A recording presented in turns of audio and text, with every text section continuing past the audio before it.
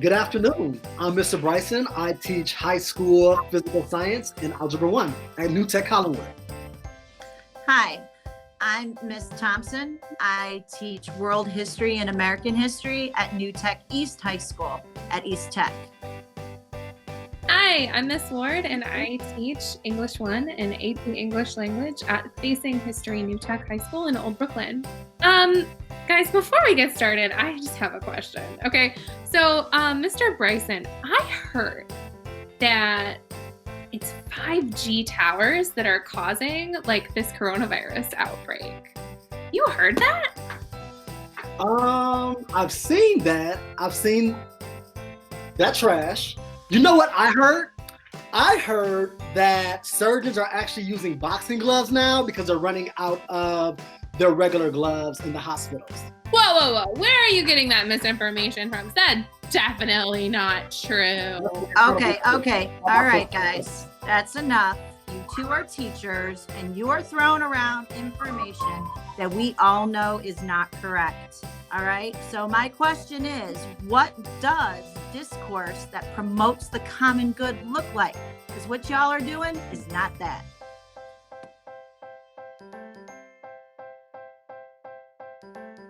Good morning. My name is Miss Thompson. I teach world history and American history at New Tech East High School.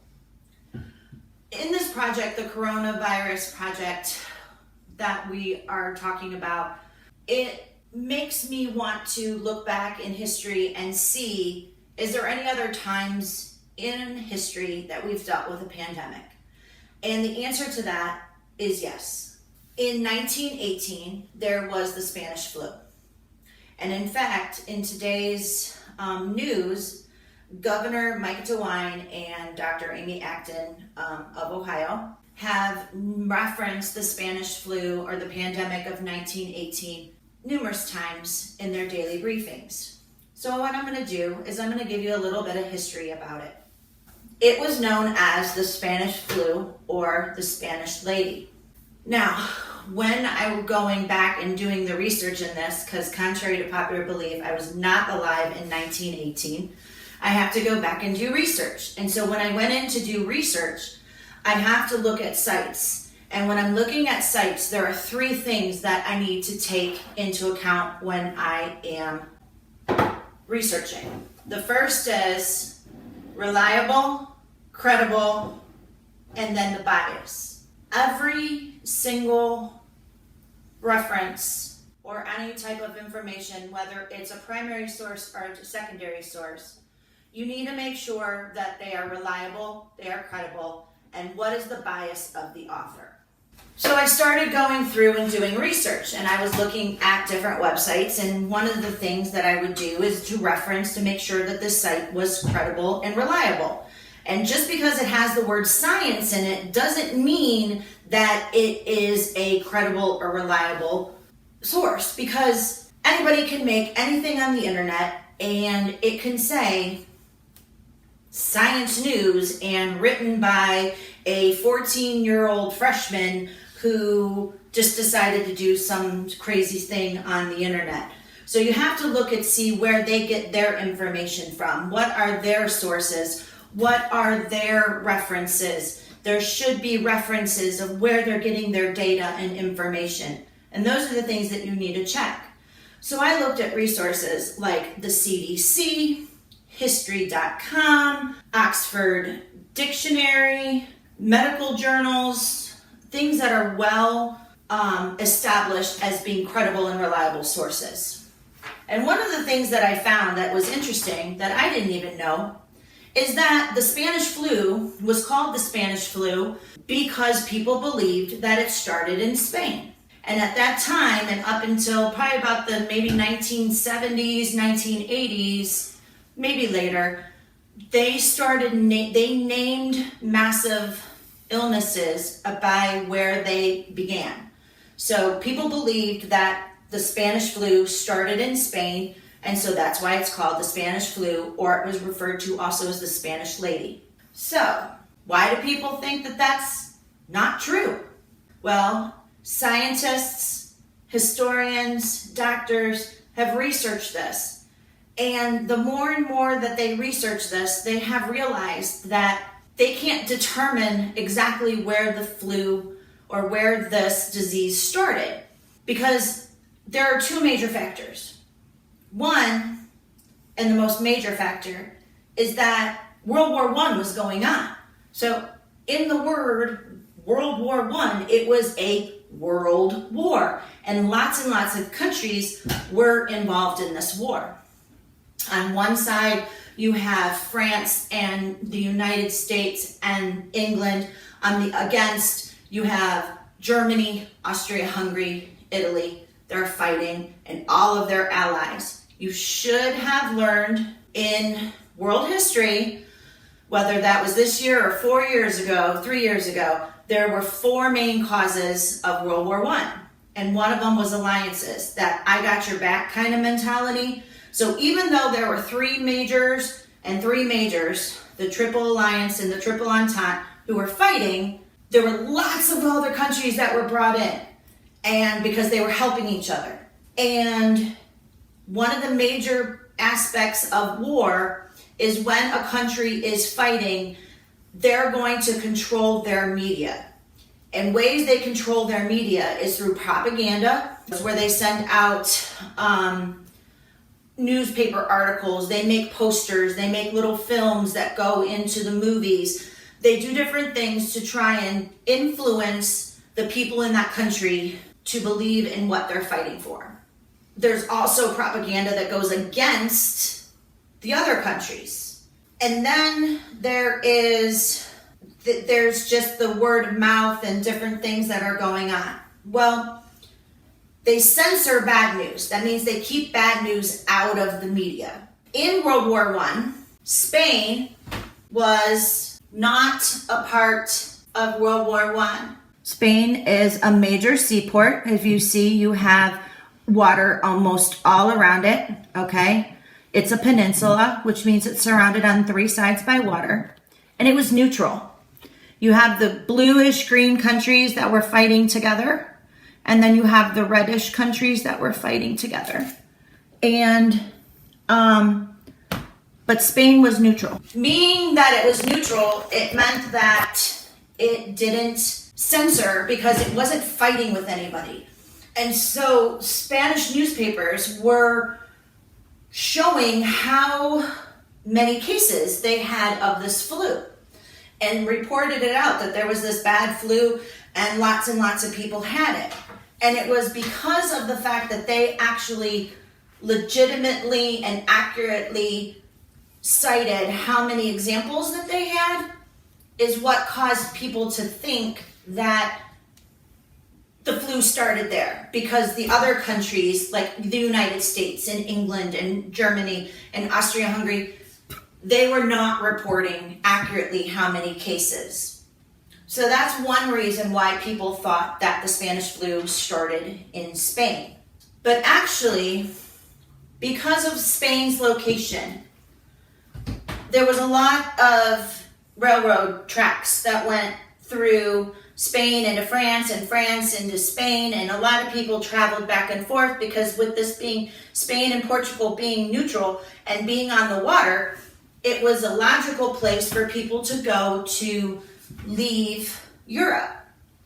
Back in 1917, 1918, the way that people traveled from the United States to Europe was by boat. While there were trains, obviously a train cannot go over water, and there were planes were still in their infancy. They were still not multiple passenger. Planes were being used for dogfights in World War I, but it was one or two people. A plane was not developed yet that could transport large numbers of people from one place to another. And so boats were the way that people moved. So getting from France into Spain, the people traveled by train. That's a longer trip. You go by boat. That's a longer trip. That's a longer trip with people crammed in together in the same space who are coughing and sneezing and all of that. And we all know today that these are ways that diseases are transmitted. So if it didn't start in Spain, and we don't know when it started, like, how did it become such a big deal? Well, they believe that Europe, because of the war, there had been the flu that had been around. Flu's around every year. Everybody gets the flu at some point, but it's usually just a mild case. They believe that it was World War I, the use of trenches, that caused there to be more cases of the flu. If you look at the trench, you have water accumulating at the bottom. You have people sleeping in this trench. It is literally just dug into the ground quickly, sandbags, and then they would fight. And there was no man's land up here. And they would just live. They would eat. They would drink. They would sleep. They would go to the bathroom in the trenches. People walked in deep water in the trenches. And they got what was called trench foot. So here's a picture of soldiers in World War I at the trenches, in the trenches. And they would get a disease called trench foot. These horrible living conditions are what help to perpetuate or spread quickly the flu. Scientists and historians believe. When you're living in filth and your immune system is depleted because you're getting very little sleep, not very good food, you're in really nasty conditions, it's a lot easier to get this flu. Okay, so I've been talking about the Spanish flu and World War I's impact, but you're probably saying, who cares about what happened over in Europe in 1918? What happened here?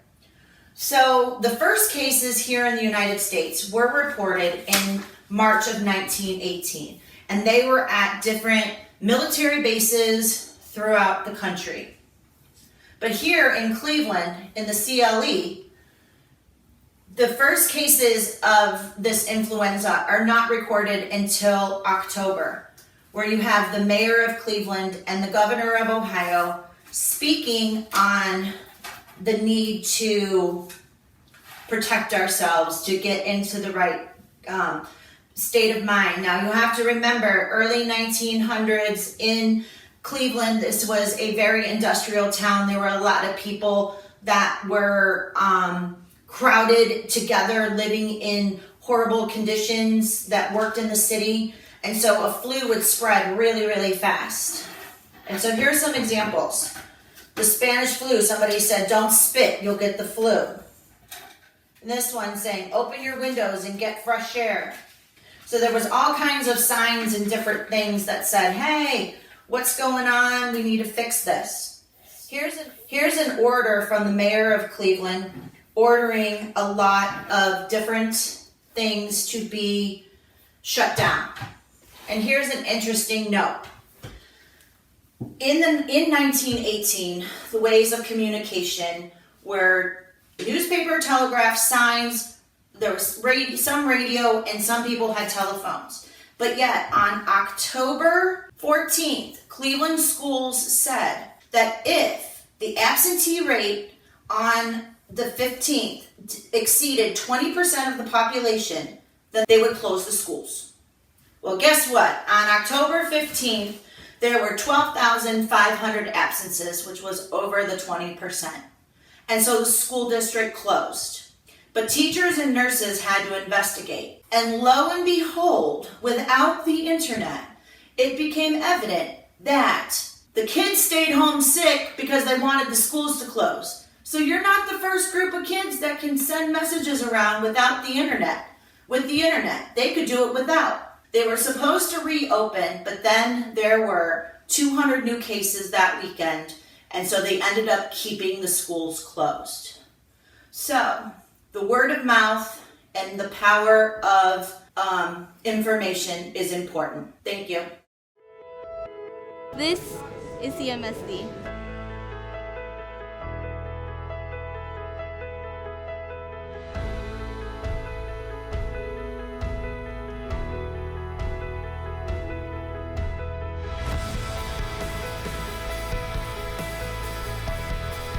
I am. I am. I am. Yo soy. I am Cleveland's public schools.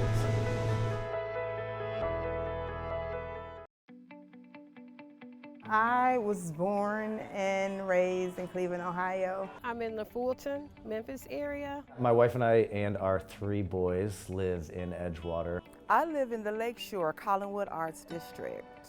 I live in Camps Corner area. I've lived in the West Park neighborhood for 21 years. For 5 years. I've lived in Cleveland all my life. 37 years. Majority of my life.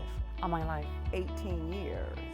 Cleveland's great. I mean, I love that there's always stuff to do. There's so many free things to do with kids. Best city in the country. I love it. I mean, it's a good city. The school system is awesome. I think Cleveland schools are making great progress.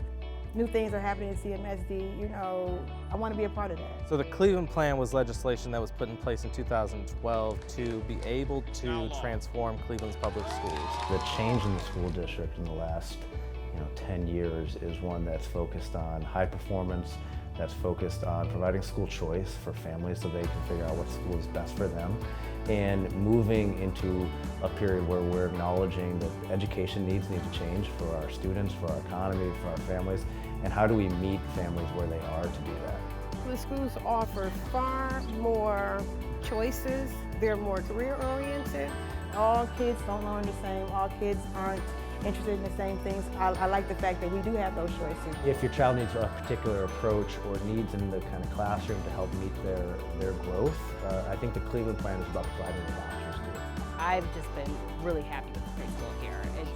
I'm just so grateful that I found this school and that my child is here. It's nice. It's very nice to know I can choose what school. I can have my options of going to each building and seeing what is the best choice for my kids. When I did research, I was looking for the best schools that Cleveland had to offer. The teachers are great. They work well with us. They constantly keep in communication with us, and that's really the key, is like that we're all involved. It's nice to walk into a school and have them know who you are. The structure of the academics is very, very rigorous, and I love it.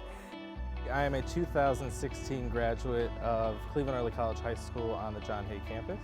Choice for me was great because I had the opportunity to really take ownership of my education. The high school graduation push and the increase is definitely a result of what the district is doing in order for the schools to thrive, because now you have better schools, quality schools, and when you can push that, students see that you care about them.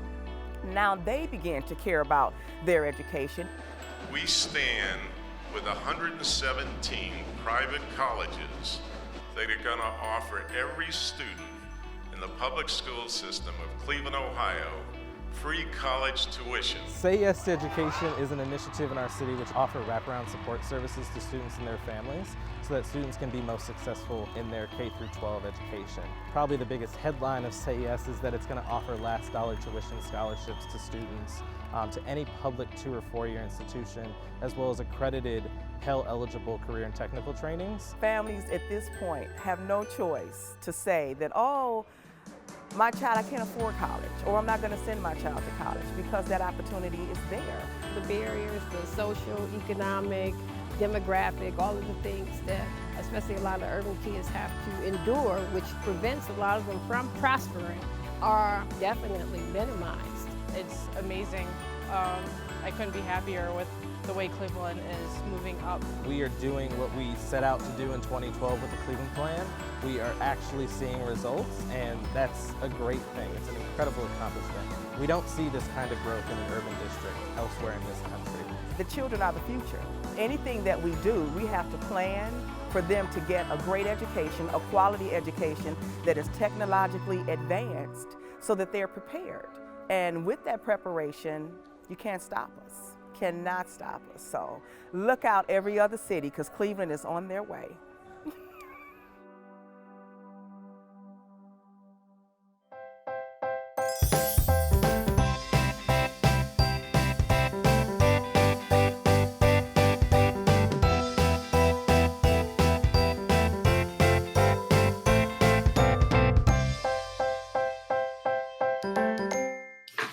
Hey again. My name is Rebecca Ward, and I teach English 1 and AP English Language at Facing History New Tech High School in Old Brooklyn. So let's think about this for a second, right? There's so much information that is shared and posted and tweeted and insta'd. Well, how much information? Let's take a look at that.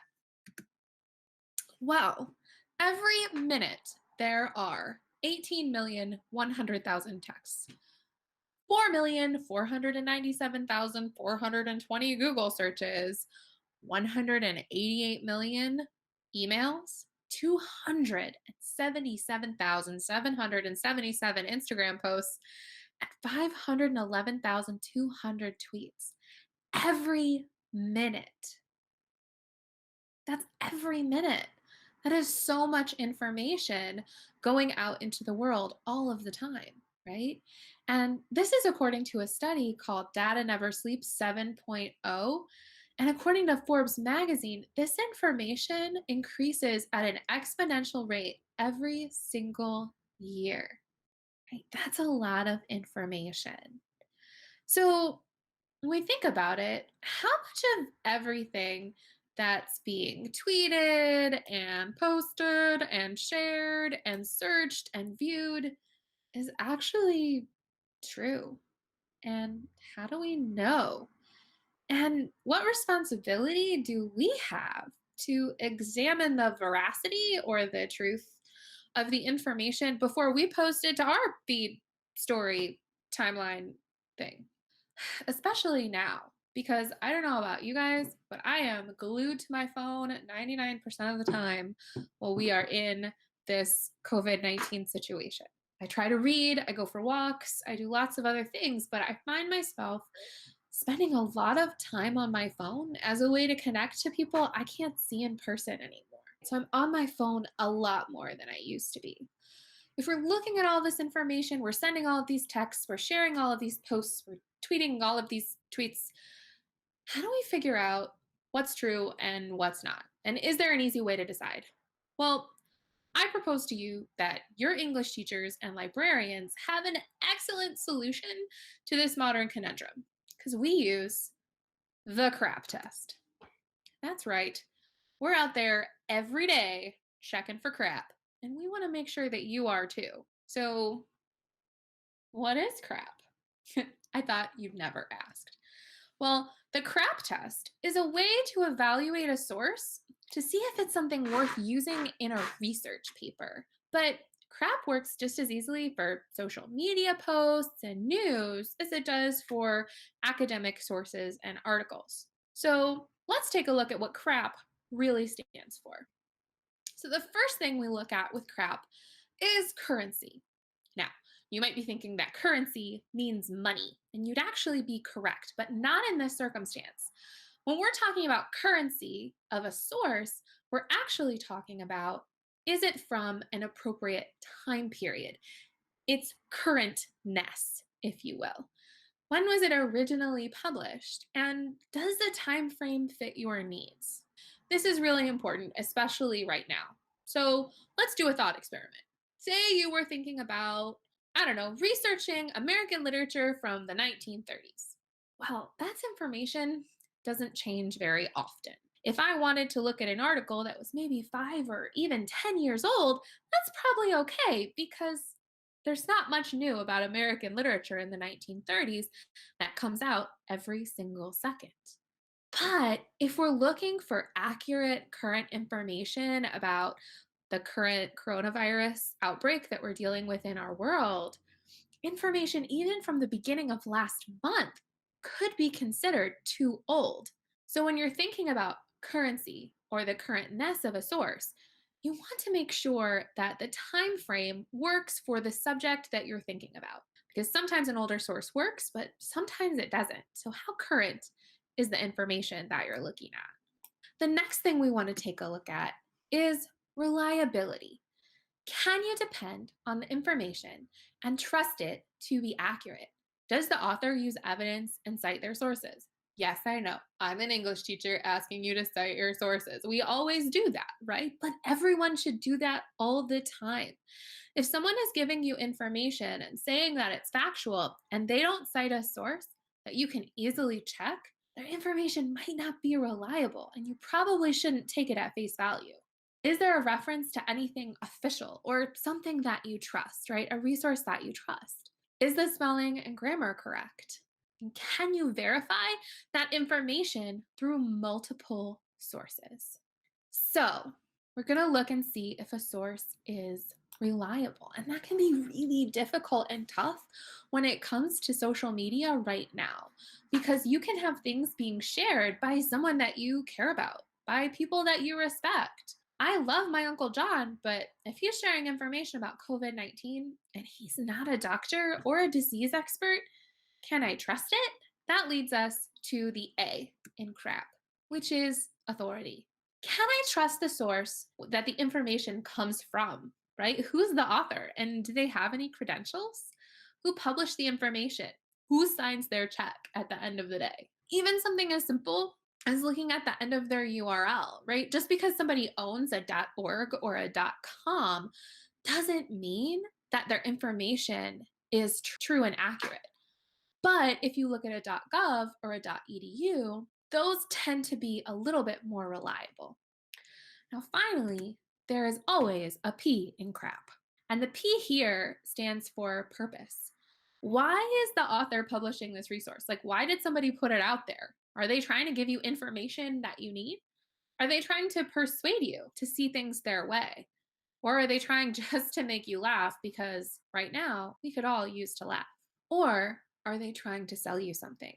And it's important to note if the author seems objective, which means that they're factual, that they're non-biased, or do they have a bias, right? Do they interpret the information in such a way to try to get you to think the way they think about the topic?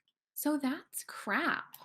So why don't we put C.R.A.P in action? Because that's a lot of information and not a lot of application. So let's take a look. A teacher friend of mine sent me an article called The Truth and Lies About Coronavirus. And this instantly draws me in when I look at this title because I think, oh yes, I want to know what is the truth and lies because there's so much information out there. I would love for someone to set me straight about things I'm really unclear on. So this type of article immediately draws me in because I'm thinking, this is going to be good stuff. So let's check it out and put it to the C.R.A.P test. All right. So coronavirus truths. Okay. So the first thing the website looks a little professional just offhand, right? I'm looking at like a picture of a doctor, has a nice title. The person it looks like she's holding like a pen and she's got a clipboard. Like, okay, I'm immediately drawn in. I think, okay, this is the type of article that I want to read. And I look down and let's start with the organization. Like, what do we see? So immediately I see that the website doesn't look necessarily very professional, but it is organized with bold headings and subheadings, which I actually really enjoy when it comes to looking at an article. When I see an article and there's a bold heading that I can just like immediately go truth, lie, it helps me think, okay, this information is organized. But the more I look at it, it also looks like it's trying to persuade me for a certain point of view. Okay, so let's start with the C.R.A.P test because I'm really not sure about this source. It doesn't immediately ring true or false right now. All right, so the C in C.R.A.P was what? That's right, it was currency, right? We're looking at the currentness of the article. When was it published? So as soon as I look at it, this website looks like it was being written on April 19th, 2020, and then it was updated on April 23rd. So for our purposes, when thinking about COVID-19 and thinking about our current world, that's pretty recent. It seems pretty reliable in terms of the currentness of the information. So I'm going to go ahead and give it a pass for C, for currency. Now, the next part that we have to take a look at, though, is reliability. What is the reliability of this particular source? Well, if I look here in the first paragraph, right, it says primary author David Williams, MD. And I know MD stands for medical doctor. And he says it's being written on behalf of multiple physicians in West Alabama. So we're looking at doctors. So when I'm thinking about that, that makes me think maybe it's more reliable. But actually, as I scroll through the article, and I think you guys can see here, there's a lot of numbers, but there aren't a lot of sources cited. Like I'm looking for a link to another article that I could use to corroborate this information, and I really can't find any. Right? He posts a BuzzFeed News article, and then he talks about NBC5, but he doesn't post any links to the actual articles themselves. The only external link in the article is a YouTube video, which doesn't, strike me as being very reliable.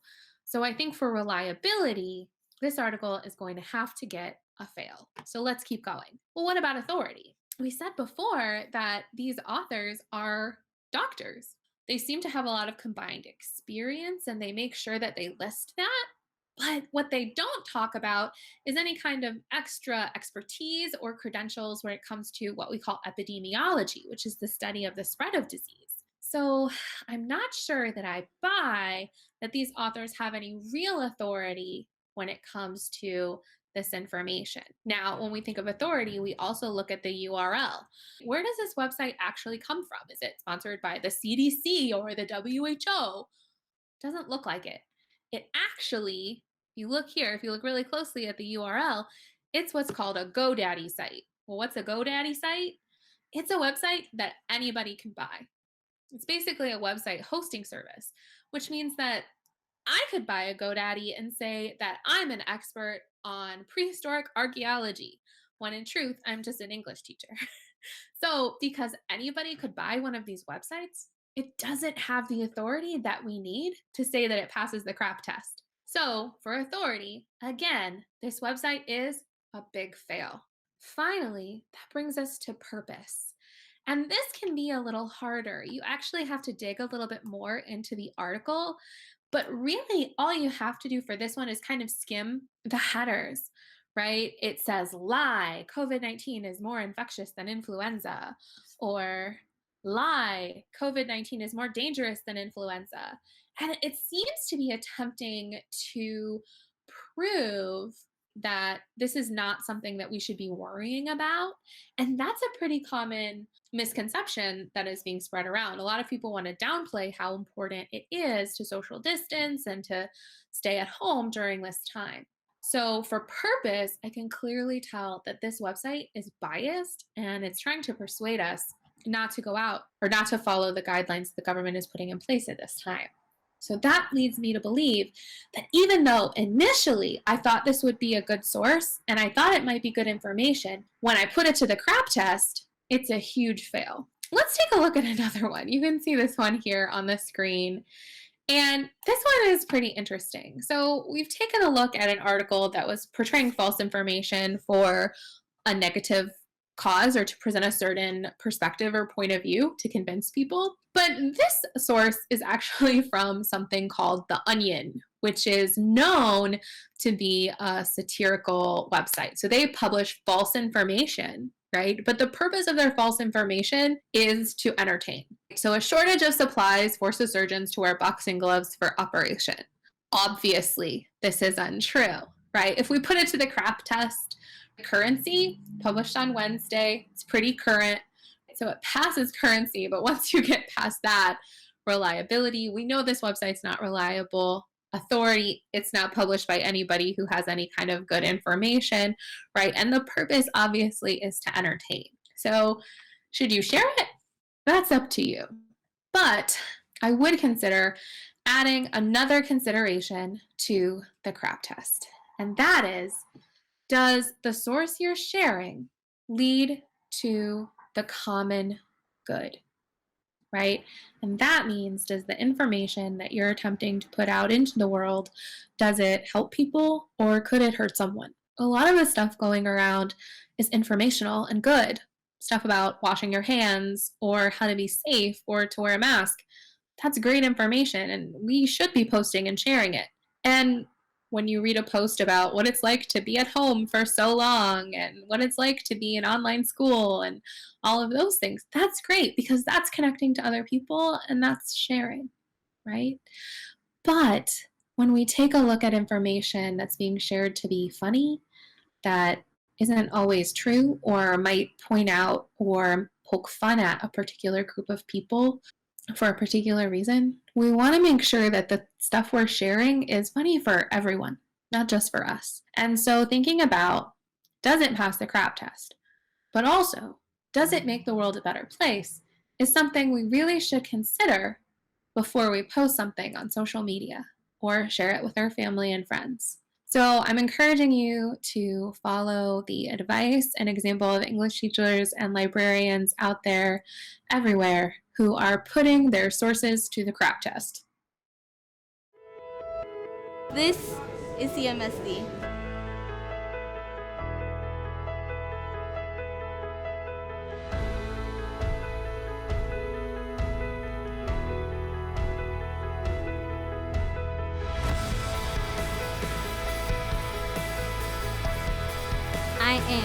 I am. Yo soy. I am Cleveland's public schools.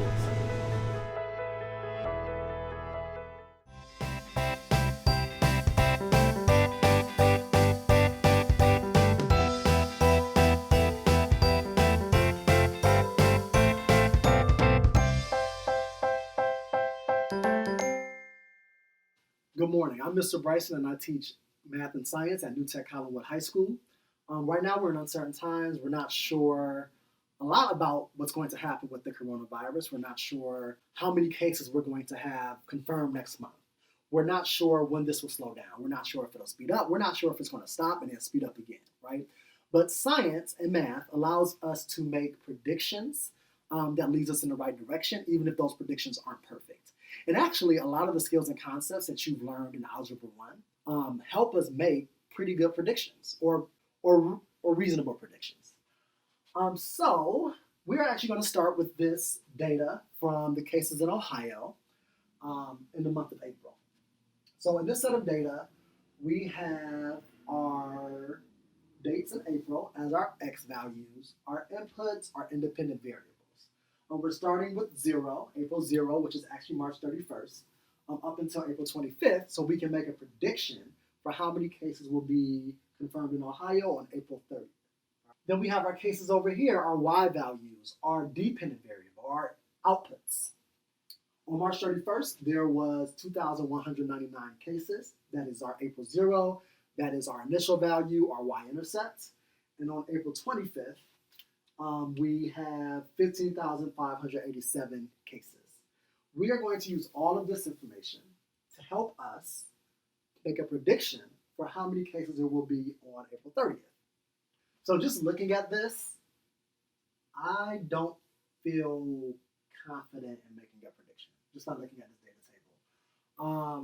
I can see an increase in 2,000, I'm estimating, by the way, 3,000, 5,000, 3,000.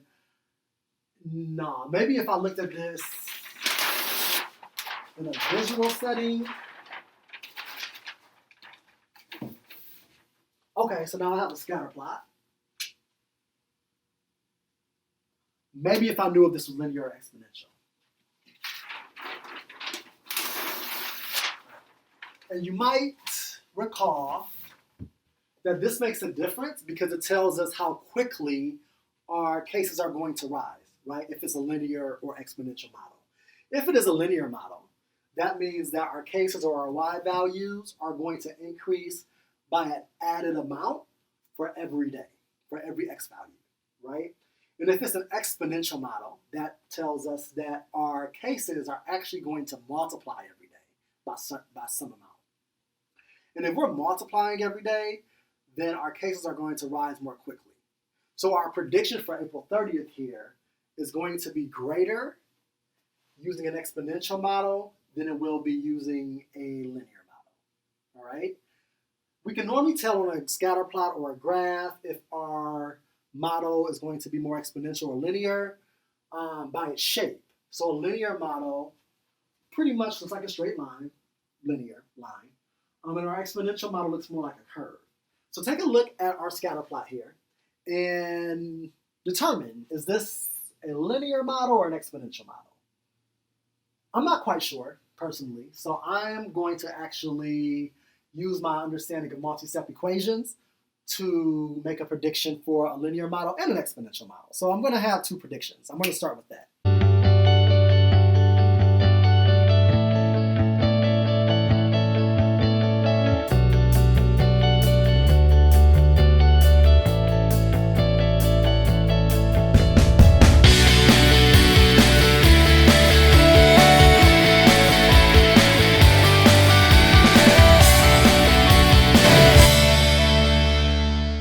Okay, so going through all that, I figured out what my equation would be, what my linear equation would be. It'd be y equals 536, which is my rate of change. X plus 2,199, which is my y-intercept, my initial value. And when I plug in 30 for that, my x value will be 30. Remember, my x is my date. Then I get 18,279 cases on April 30th. All right, now I'm going to find out what the exponential is.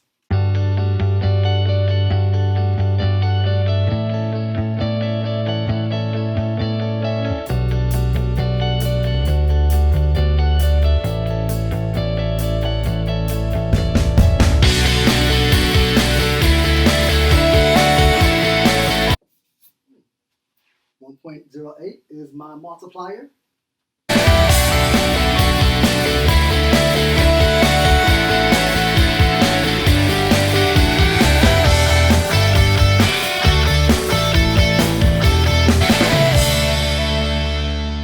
All right, so my exponential model, I use my exponential equation, and I figured out that my initial value, was the same as my initial value from my linear equation, 2,199, and I had to figure out on the other side what my multiplier was, which was 1.08. I put that in my equation. I solved for x being 30, and when x is 30 days, then or April 30th for that matter, then my y, my amount of cases, are 22,128. So my exponential model gives me a prediction. My exponential prediction is that there will be 22,128 cases, and then my linear prediction tells me that there will be 18,279 cases on April 30th. So that was actually a lot of work. And even with all of that work, there were a lot of limitations to my predictions. One is that I rounded a lot in that process, and every time that I rounded a decimal, I actually lost some of the precision in my final solutions, my final predictions. Another thing is that in my calculations, I really only accounted for my initial value, or my March 31st date, and my April 25th date.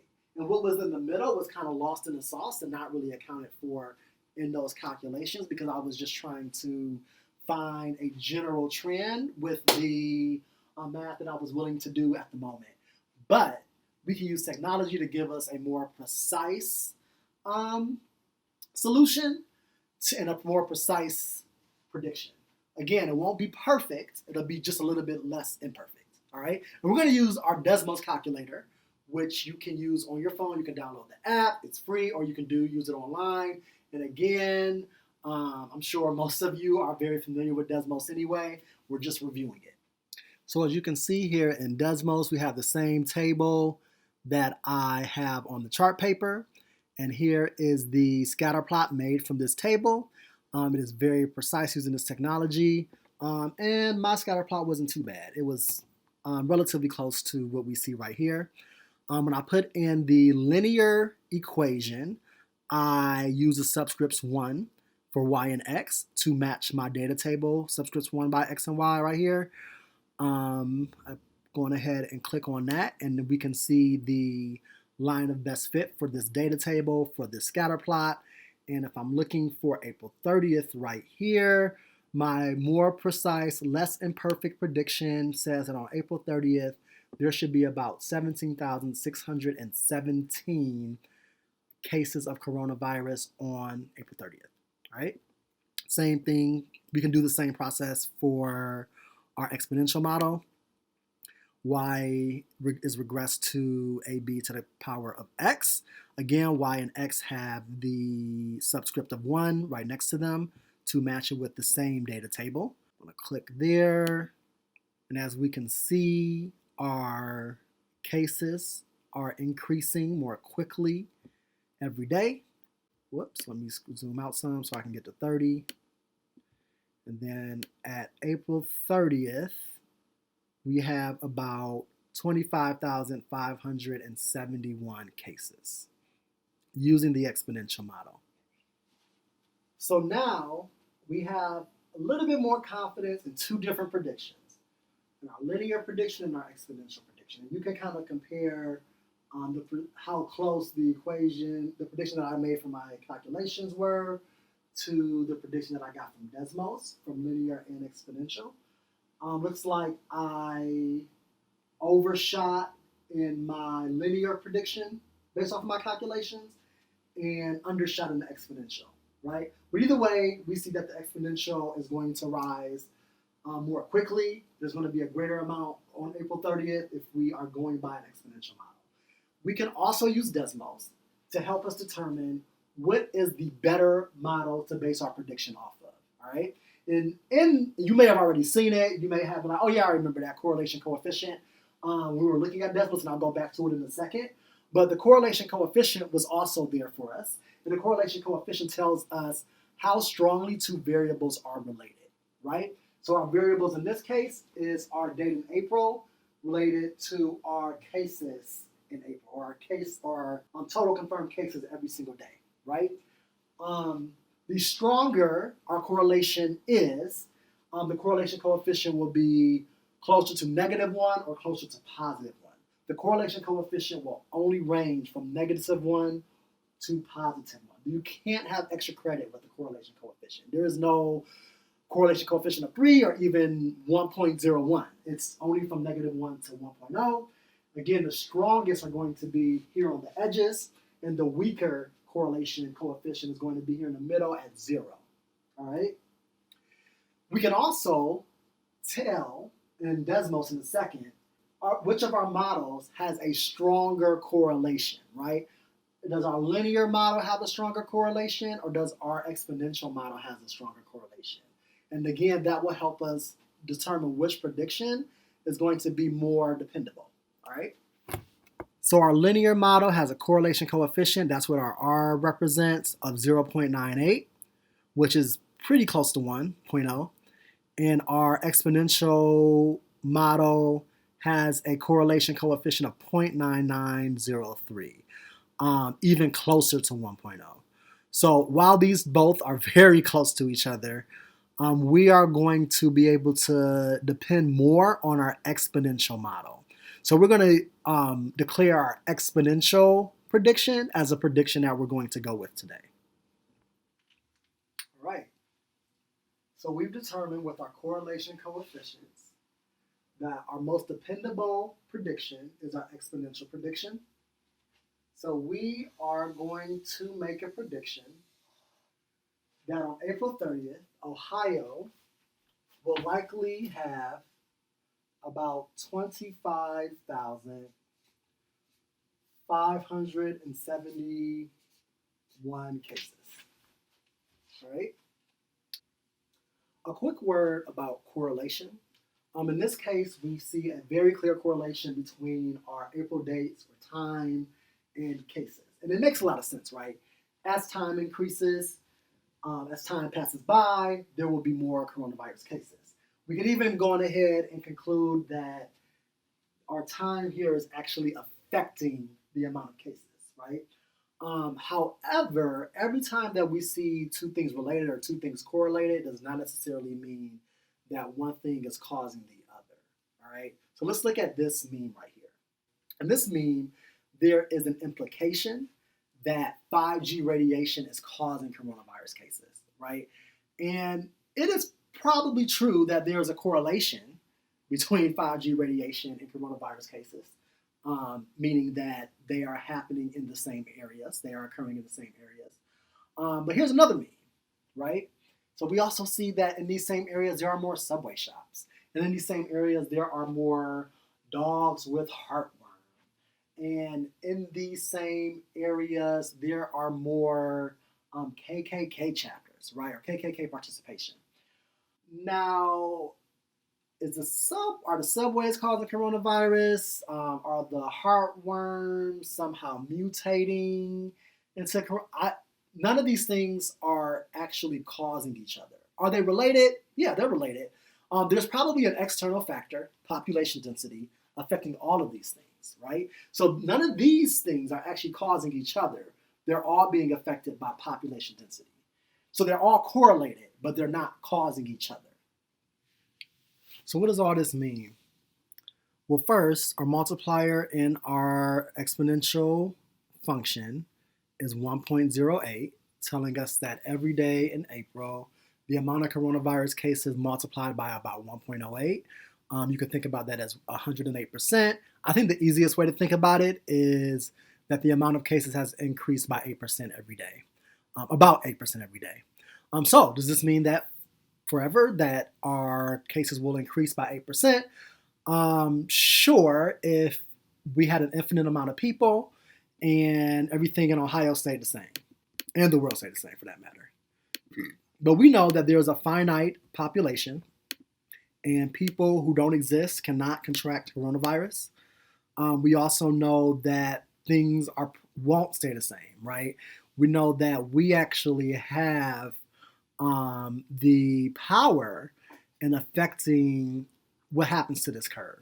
We know that we are actually doing things that may steepen or flatten this curve. So for example, if we have a huge block party this weekend at Cleveland and everybody says, forget the coronavirus, we'll do us, we will likely increase that multiplier. And when we increase that multiplier, we steepen that curve. When we steepen that curve, our predictions become greater. That means that there are more people contracting the coronavirus more quickly. We all stay at home. Let's say we all just sleep 48 hours this weekend, like everybody in Ohio, Mayor Jackson, our superintendent CEO, just everybody sleeps for 48 hours. Then we might decrease this a little bit,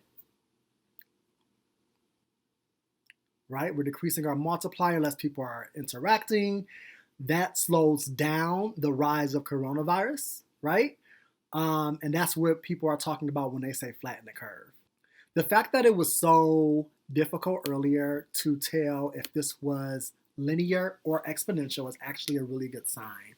It shows that our curve is flattening, and that is a testament to you.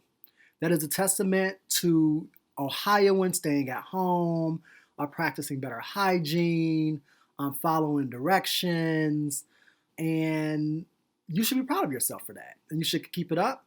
Especially class of 2020, your class will be one of the most unforgettable classes ever because you are showing tremendous courage right now, sacrificing so much for the rest of your city, your state, your country, your world to be safe, and we thank you for that. The pandemic of 1918 is still called the Spanish flu, even though we've done the research today and have seen that that was misinformation. So, as the primary source of today's pandemic, we, as Americans, have a responsibility. And that responsibility, Ms. Ward, is what? We need to make sure before you post anything, it does two things. First, that it passes the CR.A.P test. And second, that it promotes the common good.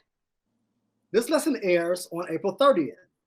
This is the same day that we predicted that coronavirus cases in Ohio would reach 25,571 cases. Today, with Governor DeWine and Dr. Atkins' report, make sure you watch that.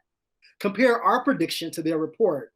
Hopefully, their report is less than our prediction, indicating that we are indeed flattening the curve. Goodbye. Bye. Bye.